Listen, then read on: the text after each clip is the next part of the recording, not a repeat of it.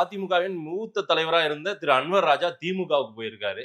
அவரு சொல்றது வந்து, இப்போ எனக்கு வந்து இந்த தலைமை மீது நம்பிக்கை இல்லை. இனி அதிமுக கொஞ்சம் தேராது அப்படின்ற மாரி அவர் சொல்லிட்டு திமுகவுல சேர்ந்திருக்காரு. அவர் வைக்கிற குற்றச்சாட்டும், அவர் சந்தேகப்படுவதும் நியாயம் தானா? இன்னைக்கு அவர் பேசியிருக்கிற அன்வர் ராஜாவினுடைய குற்றச்சாட்டு வந்து ஒரு திமுகவினுடைய உறுப்பினர் அன்வர் ராஜா. ம்.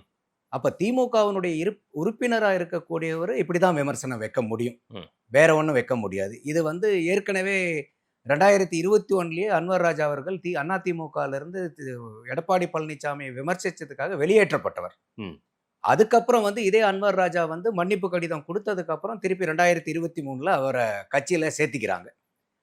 அந்த மாதிரி இருக்கக்கூடியவர் வந்து இன்னைக்கு திருப்பி திமுக பக்கம் போறாருங்கிறது வந்து ஒன்றும் பெரிய ஐயோ அப்படியா சிவாஜி செத்து போயிட்டாரா, எம்ஜிஆர் செத்து போயிட்டாரான்னு கேட்குற அளவுக்கு ஒரு பெரிய நிகழ்வா நான் இதை பார்க்கல. ஏன்னா திமுகவும் வந்து என்ன பண்ணிட்டு இருப்பாங்கன்னா, இந்த மாதிரி எங்கேயாவது யாராவது ஒரு அதிருப்தியான மக்கள் இருக்க மாட்டாங்களா, இந்த கூட்டணியை எதிர்த்து பேசக்கூடிய மக்கள்னு அவங்களுக்கு தொடர்ந்து வலை வீசிக்கிட்டே தான் இருப்பாங்க. இன்னைக்கு அன்வர் ராஜாவுக்கு மட்டும் இல்லை, அன்வர் ராஜா இன்னைக்கு போயிட்டார்.